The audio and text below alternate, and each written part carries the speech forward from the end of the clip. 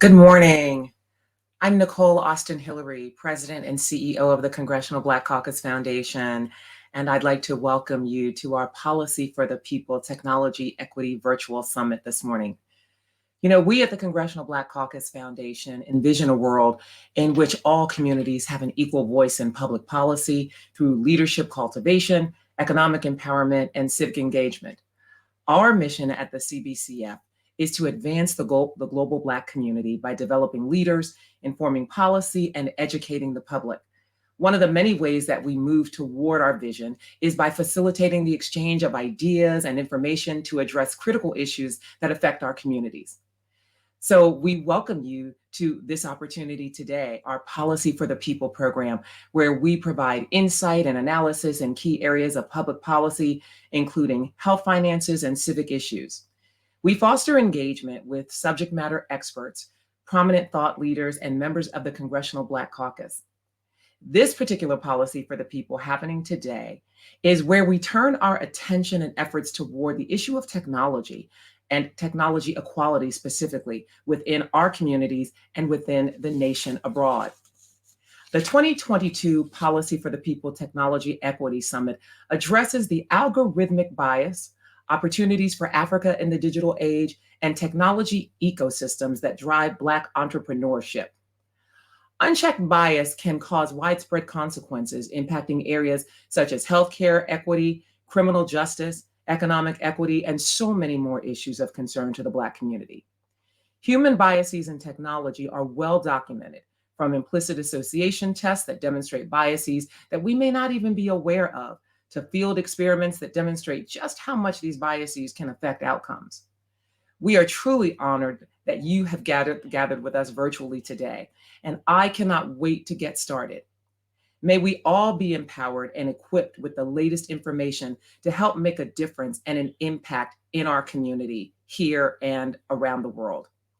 Now, please allow me the privilege of presenting to you the formidable Congresswoman Joyce Beatty, who represents Ohio's 3rd Congressional District and serves as the chairwoman of the Congressional Black Caucus.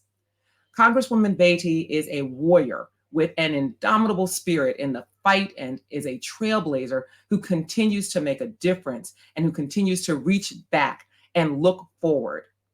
Please join me in welcoming Congresswoman Joyce Beatty, who serves on the Financial Services Committee and also oversees the entire financial services industry, including the nation's banking, securities, insurance, and housing industries through her leadership on this committee, as well as the work of the Federal Reserve and the Exchange Commission.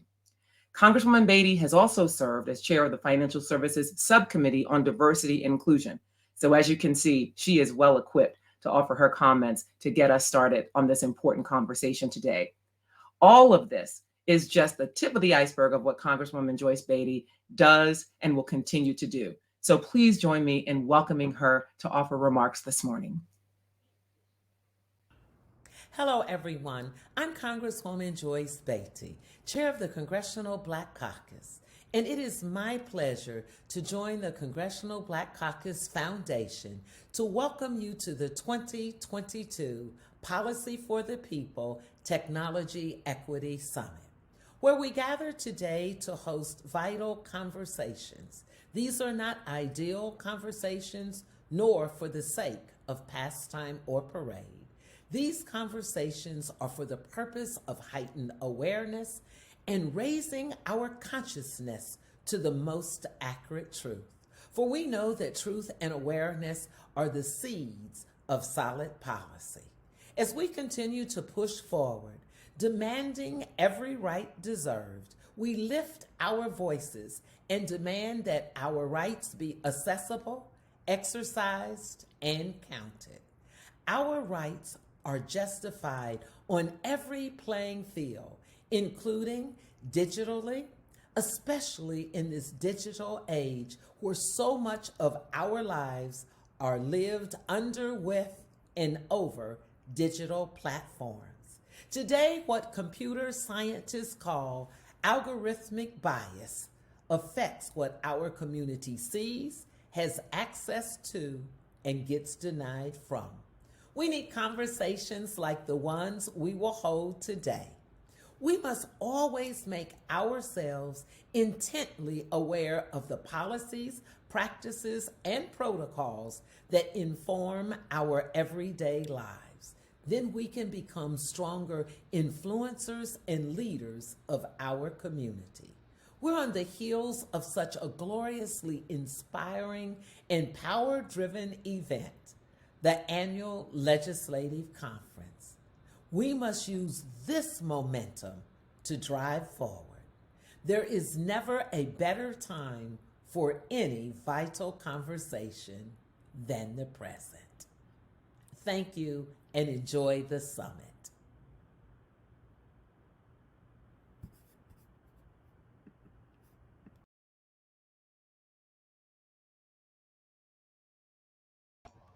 Oh, thank you so much for that and for that introduction to what I know is going to be an absolutely amazing day of conversation. I'm Catherine Knight Steele, an associate professor of communication at the University of Maryland, and I am privileged today to moderate what an esteemed panel this is on this topic, this incredibly important topic on algorithms, artificial intelligence, and machine learning. It is, as already been stated, a vitally important topic. And as I told panelists backstage, I'm going to spend as little time talking as possible and as much time learning from their collective wisdom and experience as I can as well. So I'd like to start our conversation today by recognizing that we're going to spend a good deal of our time talking about algorithms of oppression and bias today. But I'd love to introduce our panelists to start, and then we'll get started on some definitions for our audience so that we can better understand what exactly is at stake in our conversation. I'd first like to introduce Roy L. Austin Jr., our first panelist, who is Meta's VP of Civil Rights and the Deputy General Counsel. It is a role that is the first of its kind in the tech industry and therefore is incredibly important, not only for Meta, but for all of us who are interested in ideas of technology and justice. Roy Austin also previously served as the White House Domestic Policy Council's Deputy Assistant to the President for the Office of Urban Affairs, Justice, and Opportunity, where he co-authored a report on big data and civil rights, worked with the President's Task Force on 21st Century Policing, helped develop the Police Data Initiative, worked on expansion of reentry and assistance, and was a member of President Obama's My Brother's Keeper Task Force. Welcome, Roy Austin. Our next panelist is Tawana Petty. Tawana Petty is a mother, organizer, poet, and author who has spent over 15 years teaching poetry as visionary resistance to unjust policies and practices. She serves as the Senior Policy and Advocacy Advisor for the Algorithmic Justice League. She also is the former National Organizing Director and Director of Programs for Data for Black Lives, the former Data Justice Program Director for the Detroit Community Technology Project, and former co-lead of Our Data Bodies. Welcome to Tawana Petty. Our next panelist is Adonne Washington. Adonne Washington is the Policy Counsel at Data, Mobility, and Location with the Future of Privacy Forum in Washington, D.C. She works on privacy and technology matters, specifically in relation to data, mobility, and location. Prior to joining FPF, Adonne was the Digital Justice Associate Counsel with the National Branch of the Lawyers Committee for Civil Rights Under Law, working on matters at the intersection of racial justice, technology, and privacy. Welcome to Adonne Washington. And our final panelist is Dr. Alisa Valentine. Dr. Alisa Valentine is the Senior Director of Technology and Telecommunications Policy at the National Urban League, where she advocates for inclusive policies that center and empower communities of color as consumers, workers, and entrepreneurs. She previously served as the special advisor to the FCC Commissioner Jeffrey Starks, where she advised on broadband access and adoption, prison phone justice, and the future of work policies. Dr. Valentine is an adjunct professor at Norfolk State University and publishes research on media ownership and diversity, as well as digital equity. Welcome to Dr. Valentine. So I'd love to get started by making sure that all of the folks joining today have a foundation for what we're going to talk about. And that is this idea of an algorithm.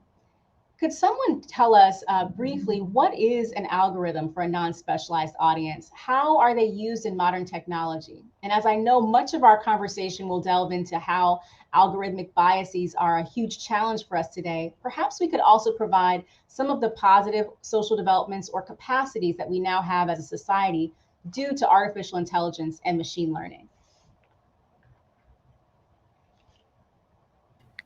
Yeah, so for full transparency, I'm not a data scientist. However, the way that I interpret an algorithm is that it systematizes data or input and then produces a result. So if you were to think of, um, you know, all the ingredients you put into a formula or a recipe or something similar, and then you come out with an outcome, the outcome is based on what you put into that recipe. And so that's why if you don't center racial equity within the data process, then you're going to get an algorithm that is biased or discriminatory. And so that's the way that I would frame it. I think that that metaphor of a recipe is so helpful in allowing all of us to engage in a process that sometimes seems so distant from many folks who are not doing data science. Would anyone like to participate in telling us a little bit about what some of the ways that we might encounter artificial intelligence or algorithms are in our daily lives? So I'd be happy to, and thank you for this wonderful introduction, this wonderful opportunity to join this esteemed panel. Look, at Meta, which many of you know of as Facebook, we use algorithms regularly. And it is used to benefit the user. So you don't want a bunch of irrelevant information on your feed. You want things from your friends, your family members, the things that you have shown an interest in to appear on your various feeds, whether that be Instagram or Facebook. So that is one way that algorithms work. Another way that some people don't know about is we really do a ton to support small businesses and small minority-owned businesses. Minority-owned businesses, or the small businesses, are able to target their advertising in a way that they get it to people who are more likely to use it. If you take a big box store, an enormous national corporation, it's very easy for them to spend a lot of money reaching a ton of different audiences. If you're a small business, you want to reach the people who you specifically think will buy your goods. That algorithms allow you to do that. And that's incredibly important to lift up small businesses, something that we do every single day. Thank you so much. Oh, please go ahead. Yeah, if I could just add an additional example, and social media is a wonderful example as so many individuals are using it. And that was great, Roy, to break down just a few other kind of everyday examples that individuals might not use themselves, but might be aware of. Things such as Google Translate, or individuals who need to use translating text to sign language. Those are forms of algorithms.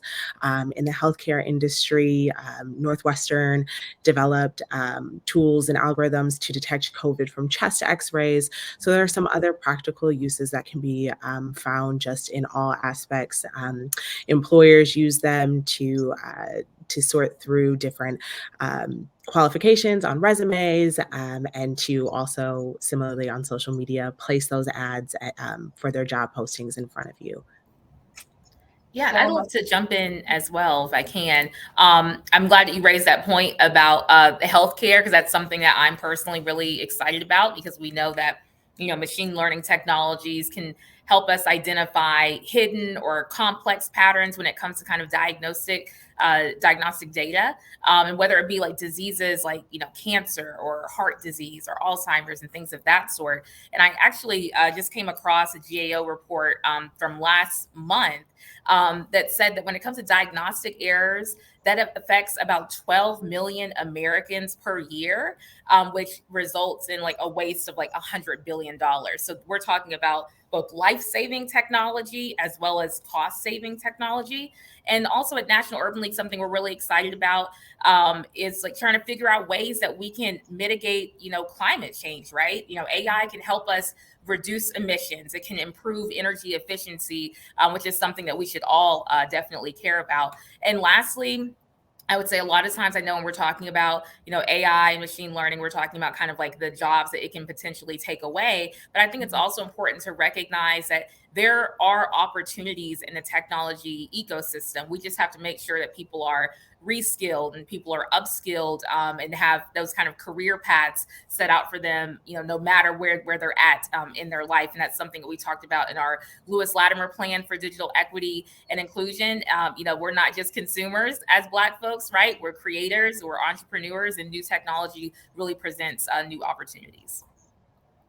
Thank you so much for that. I think it's so important that we think through a lot of the ways that algorithms and artificial intelligence touch our lives every day, particularly as we enter a conversation where we're starting to think more about things like some of the biases that are embedded in some of these algorithms that we encounter each day. I think we owe a lot of credit to Black women researchers like Dr. Sophia Noble and her book on algorithms of oppression for making these ideas more accessible to a public. So luckily, many of us have been talking about this in the public realm for quite a while, but I'd love if you all could expand on this definition of algorithm and examples of algorithm to talk about how it comes to be that bias can be embedded in our algorithms, in our development process, and how might in some cases this cause harm in outcomes and some of the possibilities you've already mentioned, like healthcare, housing, employment, and education, and our criminal justice system.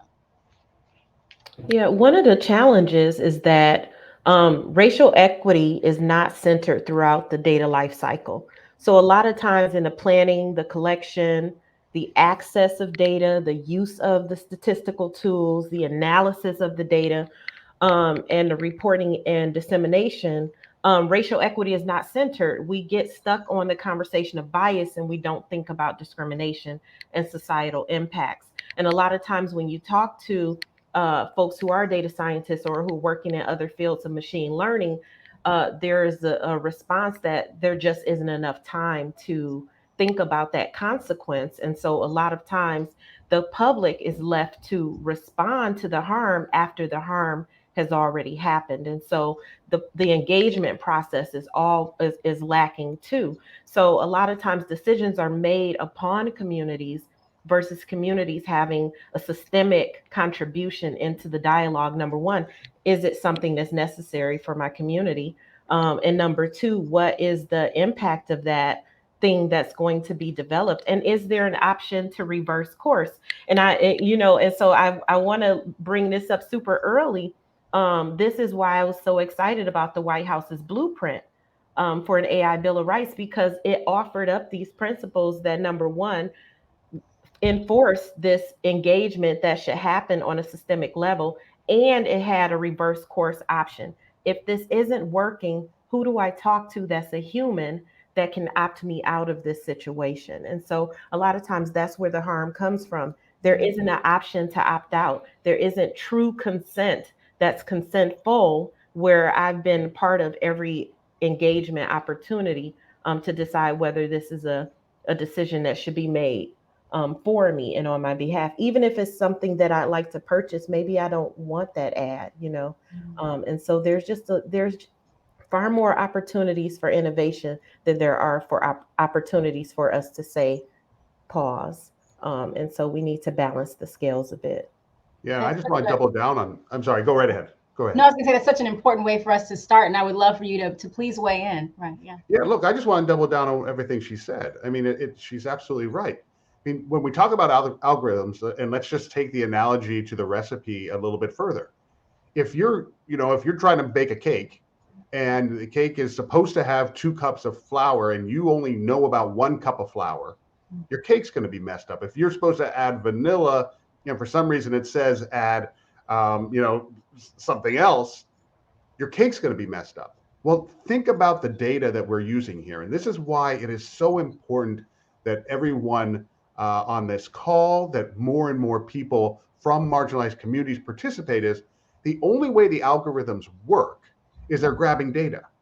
And if the data they're grabbing is bad, you're going to end up with a bad result.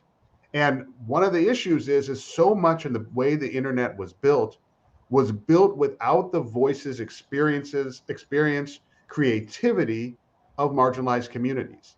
And so the data it was grabbing is bad. And that's part of why this current discussion about false critical race theory is so important. The data is key to getting good results. Now, at Meta, one thing that they've done is they've created the office that I sit in, which is truly a groundbreaking office. There's not another corporation that has a vice president of civil rights. There's not another corporation that's allowed a vice president of civil rights to build a team of 13 people, 12 of whom are women, 9 of whom are women of color. That's huge to have that and have that kind of ability to have these conversations. So I'm going to stop now and let others speak, but it is so key that we improve the data for these machines to learn off of, for our algorithms to work off of, to get to better and right results. I'd love to come back to that at some point to talk more about best practices, because I think you've just introduced part of what some of these best practices can look like at the corporate level. I wonder if we could put this into real terms for some of the folks joining us, so that many of us talk about these matters quite frequently, but it might be helpful if we have some examples of what it looks like when bias is embedded in algorithms and what those actual real life implications could be in an area like healthcare, education, or employment, for example. Yeah, I'm happy to jump in here. As you are alluded to, discriminatory uses of data online have offline harms, and it can exclude our communities from a wide range of opportunities. So if we're thinking about housing, right? Housing advertisers, have targeted ads to renters and buyers based on their race, based on their religion, based on sex. Lending algorithms have calculated higher interest rates for borrowers who attended HBCUs, for example. Going back to the healthcare kind of context, a healthcare algorithm has suggested that healthier white patients should receive more services to manage their health than sicker Black patients. And oftentimes, we're giving over this sensitive information, from our health information to our location information, many times unknowingly, right? Because we're not reading those very long privacy policies. And we're handing it over not to just the service that we're seeking to use, but also to a world of data brokers that we wouldn't be able to even map out ourselves. And something else that obviously comes to mind is election disinformation as well. The National Urban League, we've had our State of Black America reports, and over the last couple of years, folks have talked about, or contributors have talked about, disinformation and how it remains one of the biggest threats to our democracies. We've seen the way that Black voters have been dissuaded from participating in elections, both in 2016 and in 2020 by both foreign and domestic actors. So those are the examples that I would provide. Absolutely. I think that's super helpful for us to kind of contextualize what the state of affairs is and how vitally important it is that we're having this conversation. Another example that is brought up quite frequently has to do with the idea of facial recognition software. We know that facial recognition software has been and is being used in cities close by to me, like Baltimore, but as well as Tampa and Detroit, producing mixed results at best. And there have been a lot of high profile cases of this technology failing to accurately identify Black residents, putting lives in danger and dangerous situations with the police. There was a recent study at MIT that found that popular facial recognition software had a 34% fail rate in attempting to identify Black women. Yet many police forces across the country are still implementing these technologies, and especially in places that have high and significant Black populations. So we also know that this research exists, that folks are studying this and are trying to make this more apparent. But if that research is not making its way to the institutions responsible for implementing facial recognition technology and other forms of algorithmic bias that might cause harm to our communities, what exactly can we do to fight this implementation? How do we ensure that there is more inclusivity and that the research that is known about this kind of software is making its way to the right sources? Yeah, so in terms of facial recognition technology, one of the it poses real and immediate harms to individuals. Most recently, the House Judiciary Subcommittee on Crime, Terrorism, and Homeland Security looked at the issue of policing and facial recognition technology. They brought in an individual who had been falsely identified and therefore falsely arrested based on the results of a facial recognition technology scan. And it's problematic because it runs into bodily autonomy and freedom, which is a core principle for all Americans. With that said, there are improvements being made to facial recognition technology, especially as we see it pop up in a lot more places. But the gap is there's not enough clear rules and transparency on when it's being used, how it's being used, and especially in the law enforcement context, we run into issues where there's not proper training, there's not proper understanding for the individuals who are actually deploying that technology. So continuing to have the conversations and raise it to both, federal regulators, but also to state and local politicians and those in the community is really important to understanding that before we get this technology in the communities, especially the over surveilled communities, we need to ensure that the technology is understood and that the testing and the auditing is done to make sure that it's not going to have these harmful impacts that are very immediate and can be life-changing to most individuals. I think many of us have opted into places like having our face recognized on our phones or in apps in ways that we find really perhaps beneficial to ourselves without any connection to how this can be used in other sets of circumstances. So even as facial recognition technology improves in terms of accuracy, are there ways that folks can opt out of having their faces recognized by institutions, governments, policing? Or is this something that is outside of our control? I just like to speak briefly from a Detroit context, right? Detroit boasted the first known misidentification cases with face recognition with Michael Williams and Robert Williams and Michael Oliver. And then we had Lamia Robinson in Michigan, who was a 14-year-old girl who went to a skating rink and had her temperature taken, only to find that they face surveilled her and then misidentified her as another young person who had been in a fight, supposedly been in a fight earlier that year. And they put her out at like 10 o'clock at night without parental supervision. And so there's been a lot of resistance. Some cities have banned face surveillance use by law enforcement. And in Detroit, strong policies were put in place after a lot of resistance. However, there isn't a lot of political will to minimize law enforcement use of face surveillance. Fear is unfortunately a great driving policy for agenda for policy on a local level, especially in cities like Detroit that do have a higher than usual crime rate. We don't look at the systemic impacts of ramping up surveillance when quality of life issues are usually the cause. And so we need, organizations like the NIAC, like the National AI Advisory Committee, who has been saying that they're going to form a policing and AI subcommittee, but we've yet to hear who those parties are or when that committee is fully going to be created. And even within the blueprint for AI Bill of Rights, which is very strong, I mean, the principles are tremendous. And I think that it can be leveraged to push agencies. There is still a bit of more work that needs to be done to leverage it to push law enforcement to be more equitable with their use of technology. And so we have a long way to go with regard to face surveillance use, and it's being rolled out everywhere in schools with children and remote proctoring. And so I really do think that we're going to need stronger advocacy, more political will, and our community members to know more about the impacts of these technologies if we're going to move the needle further.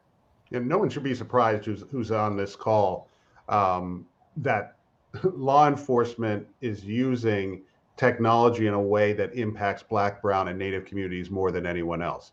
The whole idea of predictive policing is largely a joke that is based on the data of past policing, where they over surveilled Black and Brown and Native communities and then said, oh, those are high crime areas. So then they punch that data in, and then they say, oh, well, now there's the next high crime area is another black-brown crime area. Well, that's just a self-fulfilling prophecy. That's not really the use of data to make anything better. That's not really predicting crime in any way whatsoever. With respect to facial recognition, Meta had Facebook stop using it, based in part on the challenges that we have found with facial recognition, and so we don't use it anymore with respect to Facebook. So this is not surprising that, again, in so many facets of our lives, that Black, Brown, Native, that the marginalized communities are impacted in ways that others are not. As we start thinking about solutions, one of the top solutions is making sure that the folks in this room are in every other room, are calling this stuff out and saying, hey, we've got to do better. We've got to find solutions to these problems. One place where we ended up working on this is in the context of housing, employment, and credit advertising, where we used a conversation we were having with HUD to make sure that we were, in fact, making sure that when advertising goes out to people, that the audience that the advertiser wants is going to look like the audience that we actually send it to. Well, this is groundbreaking, a groundbreaking settlement that we entered into with HUD, working directly with the government to try to get this right. What's important, though, is that people who understand and who are knowledgeable about the idea of bias are in the room to help to come up with the solutions to these problems. That's so helpful in pushing us toward thinking about solutions. Obviously, we have to outline the problems, we have to draw out the critiques where they are, but it's always so important that we have that lens toward how we move toward a more equitable future. In that regard, there is often a saying that, those who are responsible for code are really the ones who are responsible for whether or not these equity solutions happen, or the phrase that the code is only as good as the coder. That leads us to thinking about things like better training and education for folks who are involved in STEM fields. I particularly am always interested in how we might incorporate more humanities, historical context, and social science into the training of folks who are working in STEM fields to provide exactly that kind of social context that you just mentioned about the history of housing discrimination. Could you talk to us about what that kind of testing process for AI looks like, and how we might think about changing that training process in positive ways to make sure the coders who are responsible for this code have the right knowledge bases to do the work that we're talking about?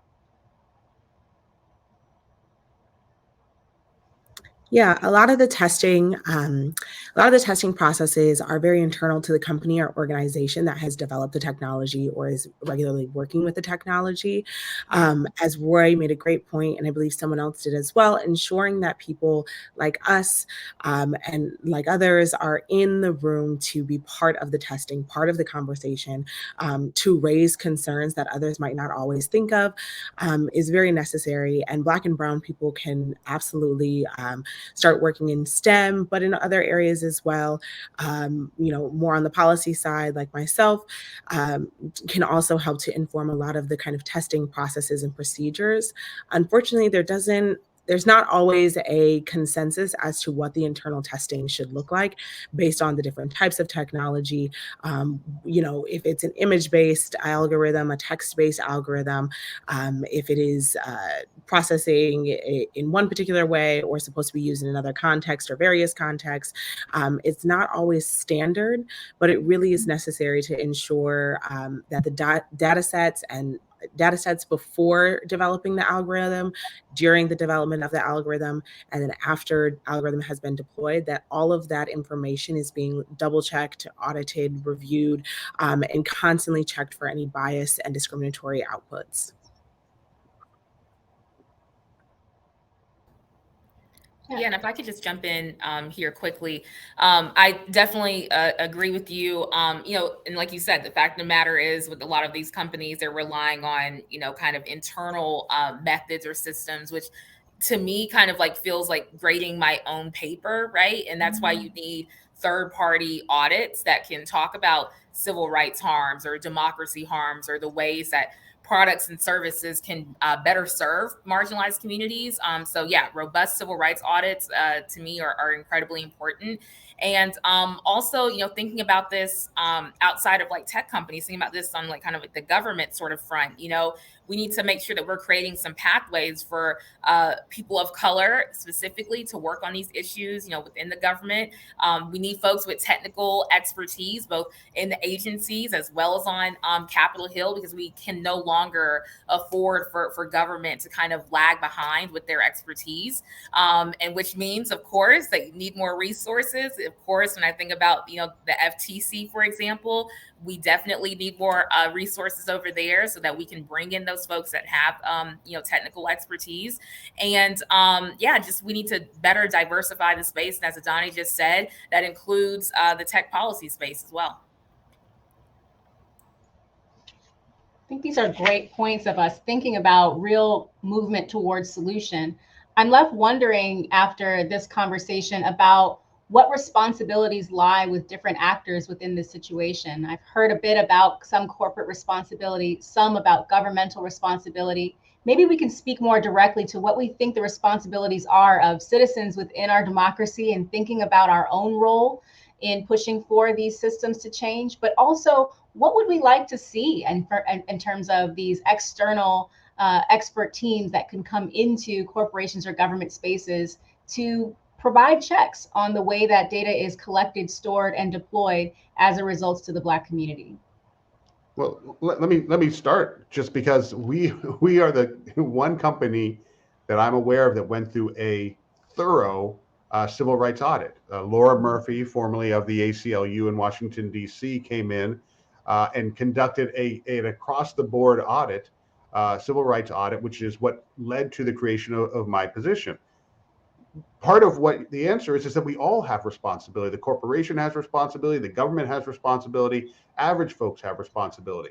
As a corporation, one thing we've done is we've tried to instill a culture of civil rights into the company. We had a civil rights training that was just created by members of my team working with others that has now been seen by close to 50,000 employees of Meta. That's going to start the process of getting people to think about civil rights when they are building from the get-go. We also have a program that we're working on right now to make sure that our product people are asking the right questions as they are building, just again to make sure that they're thinking about, well, what are the implications of what I'm building on people of different races? What are the implications on people based on their gender? What are the implications on people based on whether or not they have a disability? So we all have a responsibility, but part of that is just teaching people to understand what they should be looking for. And when you do something like a company-wide civil rights training, that's the start of that process. I'd also like to say sometimes it's about not collecting so much data. I think we've gotten to the point where everyone is so relaxed, and the answer has become no. We just need more and more and more data, and we have not reached a level of consent that affords us an opportunity to have a systemic impact at this point.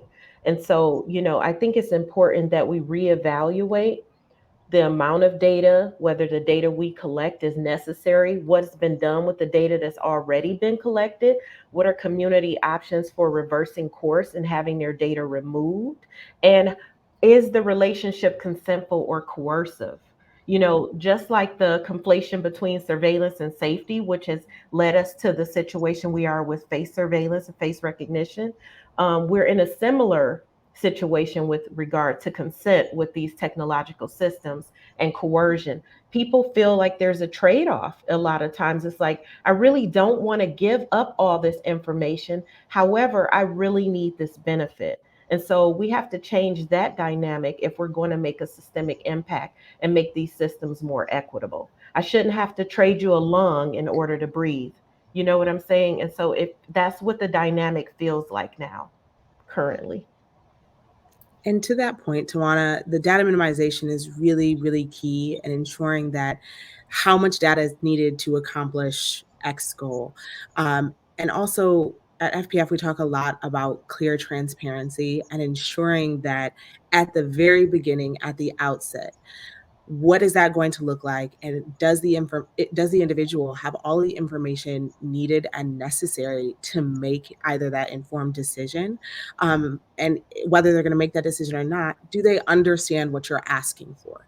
Do they understand what you're asking for, where it's going, and how it's going to be used, even if they no longer are using the platform, using the service, using whatever it is? So even beyond just that immediate transaction necessarily, where is that data going to live? What's going to happen? All of this should be as clear and understandable to the average individual as possible. But now we understand, I believe Alisa mentioned the large and hefty privacy policies, and oftentimes they include a lot of information that can be very difficult to digest. There are ways to not only include that privacy policy, but at the outset potentially include very clear language about what the privacy policy actually contains, and what that is going to mean for the individual, and give them a reason to read it. So really just hitting home on making it transparent so I can make that decision if I'm going to give up that data, and I know what's going to happen if I do make that decision. And I want to say that I agree, but we have to gather certain data because we don't know what we don't know. And I ran into this again. I did a lot of work with law enforcement, and we'd be like, well, we need data on who you're stopping. And they're like, well, we don't want to collect the data on who we're stopping because then people are going to accuse us of racial profiling. Like, well, we don't know whether you're racial profiling or not unless we know for certain who it is you're stopping. So we recently announced very transparently that we were doing race data collection for Instagram to see whether or not people of certain races were having different experiences. We did it where we made sure we teamed up with an HBCU, with an historically Hispanic institution, with a majority white institution. We are doing a survey using YouGov, and none of the raw data is going to be held by us in a way that we can link it back to the user. But the important thing is to find out, is Instagram having a different impact on people of different races? So we need corporations to do this. We need to do it in a way like we have done that is privacy protecting, that is transparent, and that will lead to real change if there are findings that require any kind of change. So these are the things that are important, but we can't not gather the data on race, on gender, on things such as that, and then expect to come up with fixes. We have to do it in a way that's transparent, that is voluntary, that is meaningful, and that's something that we are really working on as a company. And just to add to that, I think Roy is kind of getting at also like kind of an equity by design approach, equity first approach, where companies can definitely get that input from diverse stakeholders before launching or designing new products. I think that's incredibly important. And then also getting that input consistently throughout the process as well. I would argue that we have enough data to tell us that these systems are discriminatory. And I think that sometimes it's doing a deeper level of research about what data has already been produced, what reports have already been produced, and what community members have been telling us over time. And so I'm not saying that there should never be data collected, but I'm saying sometimes we already have the answers to the questions that we're asking, and sometimes we just aren't asking the right questions. This is a great point. And I think what I've heard from everyone is that we can't frame data as wholly our solution to every problem, and nor can we frame it as the only problem that we have. We have to find a nuanced way to think about and deal with data, and that we are discussing ways that corporations might do so and government institutions might do so. What I'm hearing from you, Tawana, and what you told us at the start also is that the partnering with community shouldn't be an afterthought or something that happens after the problem has already existed. So I'm left wondering about some other models of success where we can actually think about who is doing research on data. I know in academia, we have to go through lots of steps to do research with communities and getting consent for information. And there's things we just can't study because we think of the harms that it might cause folks.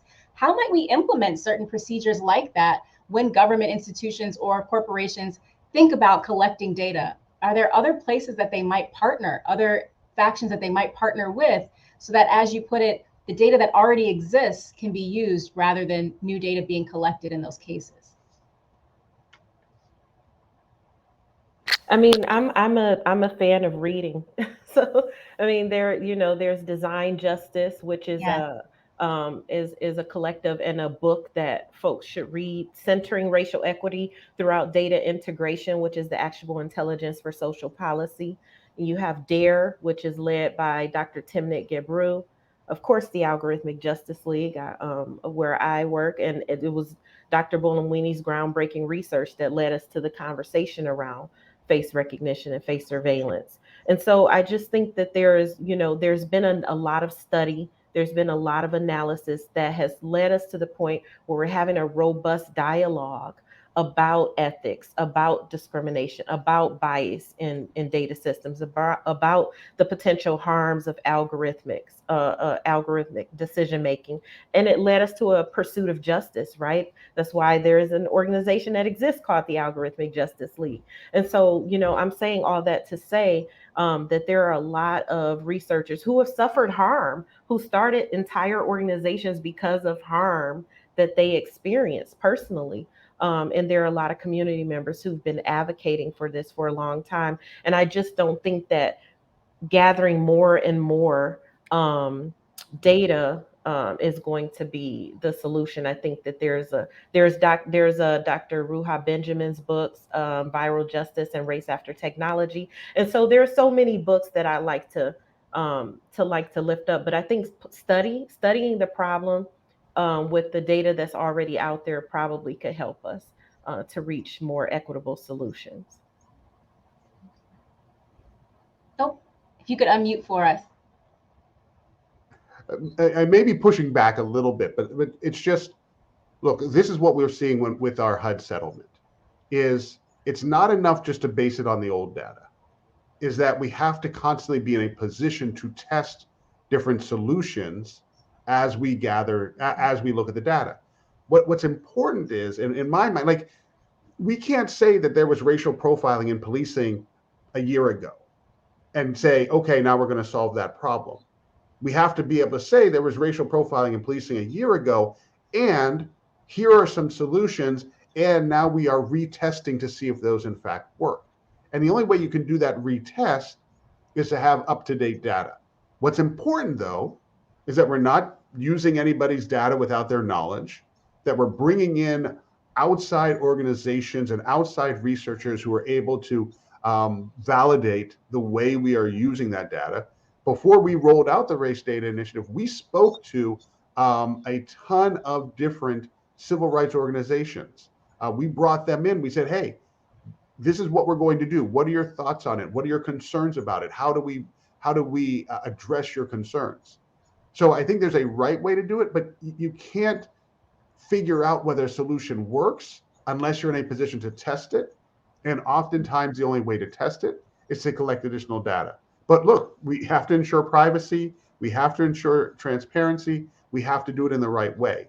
But I just don't know another way to do it. We can't base all of our solutions on past information. I love this discussion, and I love the way that we're connecting the ideas of histories and what could historians and humanities scholars bring, what can social scientists bring in terms of their experiments, how can we make connections to the STEM field through data and analysis by bringing all of what we know in terms of policy together with folks who are doing that important research. I think one amazing indication of this that Tawana, you've mentioned already, is the work of Dr. Alondra Nelson, who was appointed to the White House Office of Science and Technology Policy, and whose work helped to produce the AI Bill of Rights Blueprint, which is such a fascinating document, a set of 5 principles that help guide the design, use, and deployment of automated systems to protect the rights of the American public in our age of artificial intelligence. As we start to wrap up, I wonder if any of you, and all of you maybe, might like to finish up by talking a little bit about how principles as those addressed here could impact the Black community, and how we might use sets of principles like these as a framework to start moving toward this task of inclusivity in artificial intelligence, not just developing checklists to tick off, but actually doing the real work to develop better systems.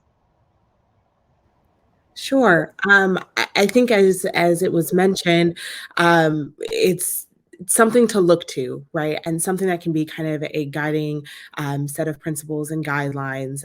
Some of the highlights about the AI Bill of Rights of Blueprint, the innovative solutions to mitigate risk, and I believe we talked about that earlier. Potentially, looking at they specifically highlighted the NIST risk management framework as a kind of way that companies and anybody or any organization, agency, or otherwise looking to implement artificial intelligence can start to identify the risk and kind of mitigate that at the outset. Mitigating those disparities as soon as they are discovered. So checking in on potential bias outcomes, discriminatory outcomes throughout the whole process. And it gives wonderful kind of guidelines and points to different ways that organizations and companies can look to that, and agencies as well. And then they also highlight protecting rights and democratic values by limiting surveillance, which is absolutely necessary to all Americans. Again, it goes back to some of that bodily autonomy and freedoms that we as Americans can appreciate and have. So I think it's a really good step forward and very strong coming from the White House and the Office of Science and Technology Policy to really be that groundwork and framework that everyone can look to as they start to really think critically about the effects of artificial intelligence. And I will really quickly say two of my favorite principles are the algorithmic discrimination protections, which says you should not face discrimination by algorithms and systems, should be used and designed in an equitable way. And then the human alternatives principle, which says you should be able to opt out. And that is one of the key components that's missing from the massive swaths of data collection that happen upon communities, is that there is rarely an opportunity to opt out. You're kind of forced into a relationship in order to gain services. And I'll finally say the data privacy one. You should be protected from abusive data practices. This is a blueprint. It's a guide. It is not a Bill of Rights, but it is a guide. And if agencies and corporations followed these 5 principles, we would be in a better relationship with industry. I 100% agree, and just want to quickly add that, at National Urban League, we're advocating for the passage of the American Data Privacy and Protection Act, which has specific provisions that seek to mitigate AI bias and promote algorithmic transparency. So just wanted to say that to close this out. And then super quickly, vote.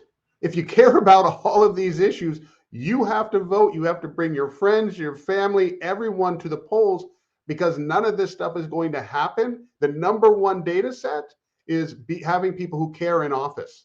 And so the only way that's going to happen is if we vote. What a wonderful way for us to wrap up this really high velocity conversation, this important topic.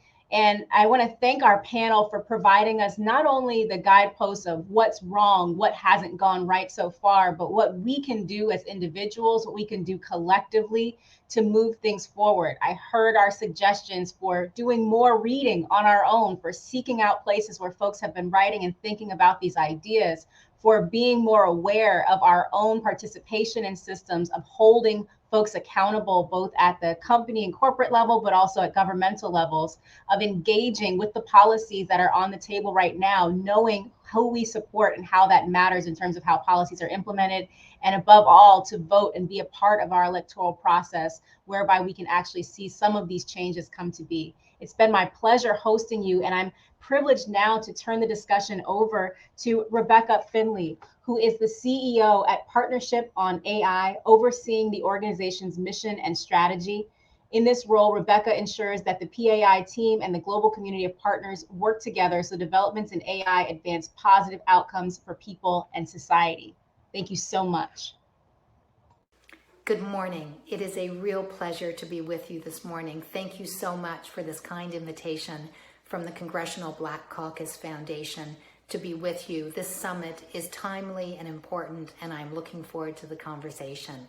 As we all know, we are seeing many AI systems deployed in the public and private sectors, and at the same time, we are seeing an alarming increase in algorithmic discrimination. from racial discrimination in predictive policing algorithms to sexist AI hiring tools. Harmful biases have been found in a variety of decision-making systems, and most concerning in social contexts such as healthcare, education, and criminal justice.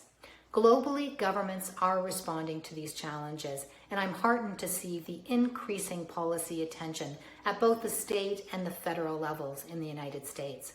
And as policy emerges, we must continue to bridge knowledge and coordination gaps between governments and industry, civil society, and academia to ensure that we find synergies in how we design and deploy algorithms in an equitable and inclusive way. Partnership on AI was founded on this fundamental belief. We know we need to bring diverse voices and perspectives together to make positive and impactful change in how AI is developed. We must mitigate harms and injustices as we innovate and drive technological developments. Today, we bring together 100 international partners in 14 countries to study and advance AI that centers people first. Here are 3 examples. First, our work on inclusive research and design provides a new methodology to really reimagine how AI is developed and deployed around the world. We want AI industry to recognize that marginalized and impacted communities are essential experts in achieving truly inclusive artificial intelligence. Our algorithmic fairness work seeks to understand what types of data collection practices are required to ensure that they are fair and equitable in how they are deployed, and ultimately conducted all of this work in the public interest. Third, our work on documentation throughout the AI lifecycle highlights the importance of dedicated time and resources to documenting AI systems, models, and data sets when developing and deploying AI. We were really pleased to see that this last work was cited in the recently published Blueprint for an AI Bill of Rights by the White House Office of Science and Technology Policy. Moving forward, we look forward to working alongside our global partners to inform policy developments by revealing the implications of AI on people and society. Our work both identifies possible adverse impacts that need government intervention and provides solutions to practitioners through tools such as documentation. We look forward to continuing to work with the Congressional Black Caucus Foundation to create a future where AI advances equity, justice, and prosperity for all. Thank you so much again for the invitation to be with you today. Thank you, Rebecca. What a phenomenal way to start off our Technology Equity Summit. Thank you to our moderator, Dr. Catherine Knight Steele, for leading such an impactful discussion on how we can ensure a more equitable future through accountability, education, and civic engagement. I would like to thank each of our panelists for their time and participation. To our audience, thank you all for joining Session 1, and we'd like to invite you to join Session 2, The Digital Age and Strategic Opportunities for Africa, taking place at 1 p.m. Eastern Time. Thank you, Chairwoman Beatty, for your leadership, participation, and support. We'd love to thank our sponsors, TikTok and Google, for your partnership in this initiative. I'd like to remind our audience of 3 things that we would like from you. We want to hear from you. Please scan the QR code to complete a survey about today's event. Your insights help us to meet your needs for future events. Also, at the CBCF, our mission is to inform policy, educate the public, and develop leaders. At our Leadership Institute, we recruit, train, and provide opportunities for college students and recent graduates to work on the Hill and several other agencies. And we boast the largest pipeline placing Black leaders on the Hill. Applications are now open for fellowship and internship opportunities. Please visit our website to learn more about the Leadership Institute. Lastly, follow us on social media through Facebook, LinkedIn, Twitter, and Instagram. It's an easy way to stay connected with CBCF. Thank you all for joining us today, and we hope to see you at Session 2 at 1 p.m.